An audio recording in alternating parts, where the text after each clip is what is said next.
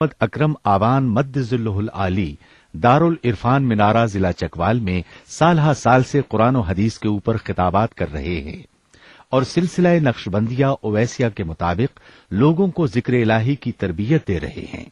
وہ قرآن پاک کی تفسیر ترتیب وار بیان کر رہے ہیں۔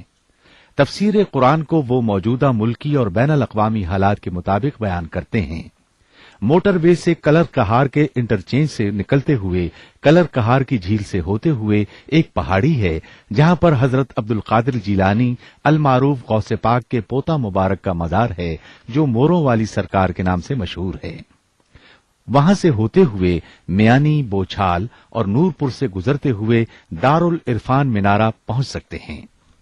حضرت امیر محمد اکرم آوان نے بچیوں اور بچوں کی دینی اور دنیاوی تعلیم کے لیے سقارا اکیڈمی کے نام سے ایک درسگاہ بھی قائم کی ہے جس کا افتتاح ملک پاکستان کے صدر جنرل محمد ضیاء الحق نے اپنے دست مبارک سے کیا تھا۔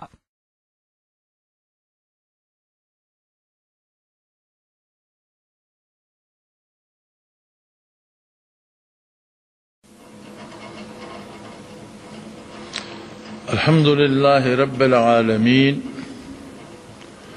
والصلاة والسلام علی حبیبہ محمد وآلہ وأصحابہ اجمعین۔ اعوذ باللہ من الشیطان الرجیم، بسم اللہ الرحمن الرحیم۔ تبارک الذی نزل الفرقان علی عبدہ لیکون للعالمین نذیرا۔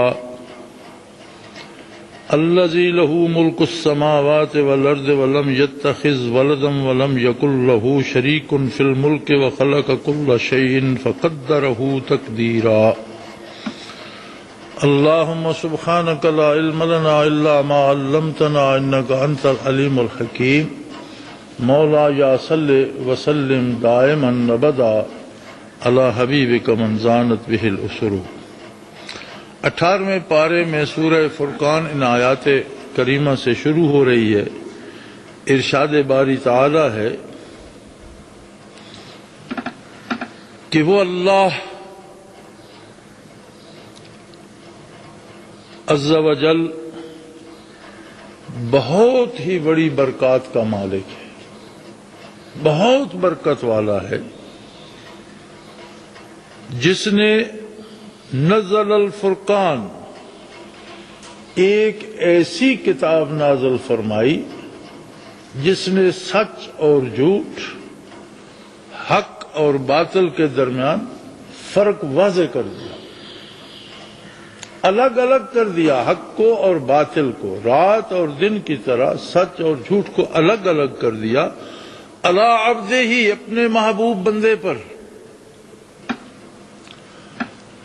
اور کس لیے نازل فرمائی؟ لیکون للعالمین نذیرا، کہ اللہ کا حبیب صلی اللہ علیہ وآلہ آلہ وسلم تمام جہانوں کو باطل پر چلنے کے انجام بد سے بر وقت مطلع فرمائے۔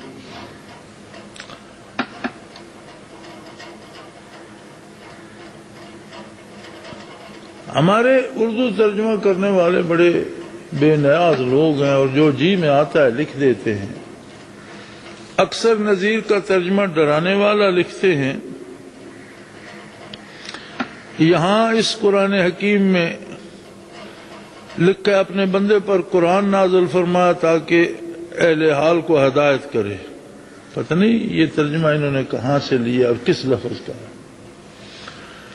نذیر کا معنی ہے، ڈر مختلف قسم کے ہوتے ہیں۔ ایک ڈر ہوتا ہے کسی چور اور ڈاکو کا، ایک ڈر ہوتا ہے کسی بیماری کا، ایک ڈر ہوتا ہے کاروبار میں نقصان کا، ایک ڈر ہوتا ہے کسی سانپ یا موذی جانور سے ڈسے جانے کا، کاٹے جانے کا۔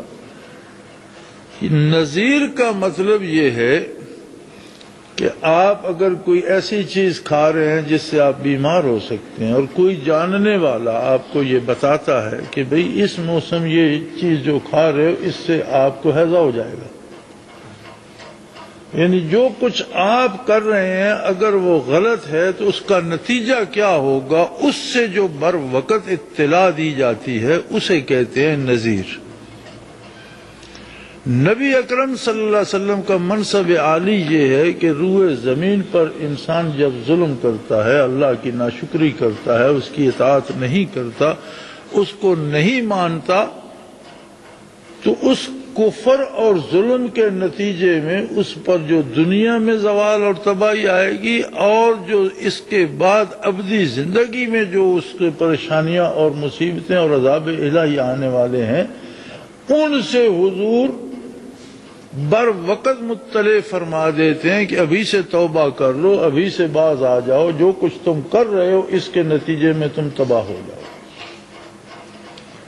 اللہ کریم فرماتے ہیں میں نے یہ ایسی کتاب، انہوں نے ترجمہ قرآن کیا ہے لیکن فرقان کا ترجمہ قرآن نہیں ہے، فرقان کا ترجمہ ہے فرق کرنے والی کتاب، مراد قرآن ہے۔ کتاب کا نام نہیں لیا، کتاب کی خصوصیت کا نام لیا اللہ تبارک و تعالی نے، کہ اس کتاب میں خصوصیت یہ ہے کہ یہ حق اور باطل، سچ اور جھوٹ میں فرق کر دیتی ہے، کوئی مانے یا نہ مانے سچ کو سچ ثابت کرتی ہے اور جھوٹ کو جھوٹ، صحیح کو صحیح اور غلط کو غلط واضح طور پر بیان کر دیتی ہے۔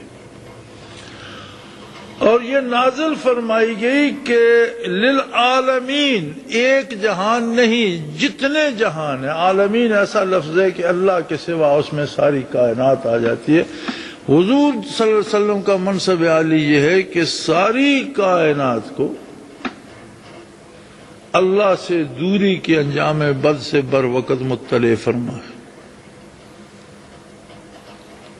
اللہ وہ ہے الذی لہ ملک السماوات والارض، حکومتوں سے ڈرتے ہو، حکمرانوں سے ڈرتے ہو، یہ سب عارضی، وقتی اور لمحاتی کھیل ہے۔ حقیقی حکومت آسمانوں کی ہو یا زمینوں کی ہو، کائنات کی اصلی حکومت اللہ کی۔ اللہ وہ ہے جو حقیقی حاکم ہے اور جس کا حکم ہر ذرے پر، ہوا کے ہر جھونکے پر، گھاس کے ہر تنکے پر، سورج کی ہر کرن پر اور درخت کے ہر پتے پر جاری و ساری۔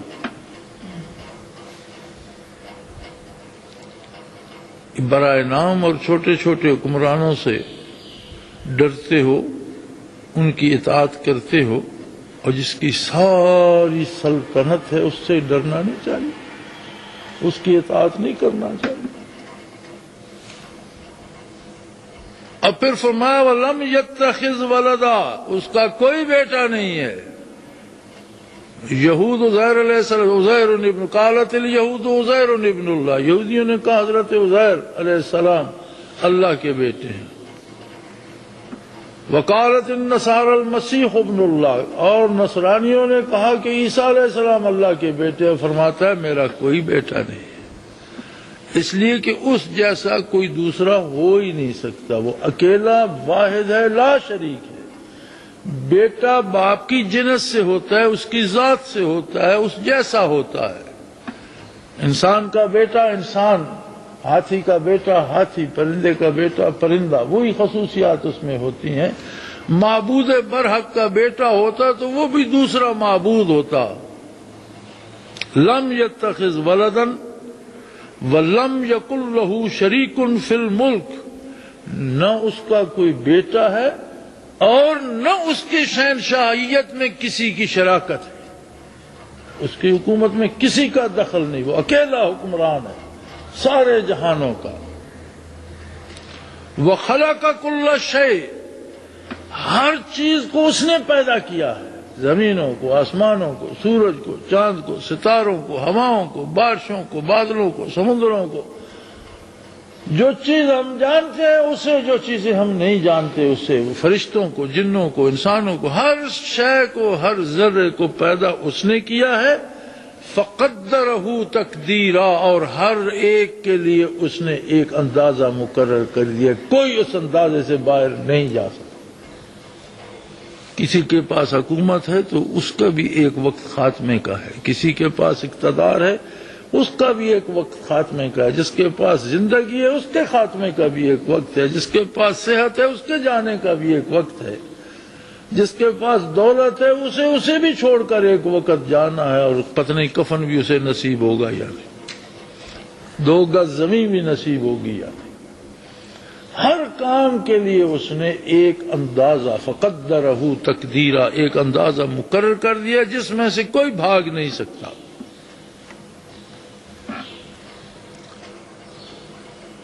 اللہ جل شانہ کی شہنشاہیت اور سلطنت ایسی ہے جسے کوئی چیلنج نہیں کر سکتا،